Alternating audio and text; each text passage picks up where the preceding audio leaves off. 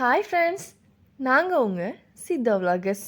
நம்ம ஊரில் இப்போல்லாம் பக்கத்து வீட்டில் யார் இருக்காங்க அப்படின்றத விட பக்கத்து தெருவில் இல்லைன்னா பக்கத்து ஊரில் புதுசாக ஓப்பன் பண்ணியிருக்க பரோட்டா ஸ்டால் பற்றி தெரிஞ்சிருக்கு.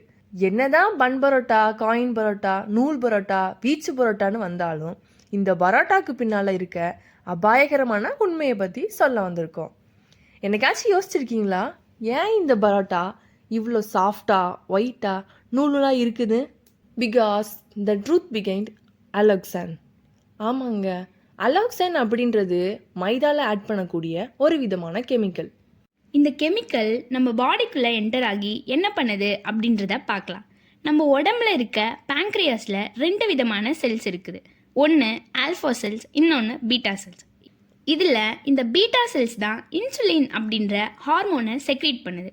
பரோட்டாவில் சேர்க்கக்கூடிய இந்த அலாக்சான் கண்டென்ட் இந்த பீட்டா செல்லை அழித்து இன்சுலின் செக்ரீஷனை குறைக்குது. இந்த செக்ரீஷனை குறைக்கிறதால சர்க்கரை நோய், அதாவது டயபெட்டிஸ் எல்லாருக்கும் வருது. இந்த அலாக்சான் கண்டென்ட் டயபெட்டிஸோடு நிற்காம கொலஸ்ட்ரால், ஒபிசிட்டி, ஃபேட்டி லிவரும் வர்றதுக்கு சான்சஸ் இருக்குது. லாங் டேர்மாக இதை கவனிக்காமல் விட்டோம் அப்படின்னா ஹார்ட் அட்டாக் வரக்கூட சான்சஸ் இருக்குது. பரோட்டா லவர்ஸ், உங்கள் மைண்ட் வாய்ஸ் எனக்கு புரியுது.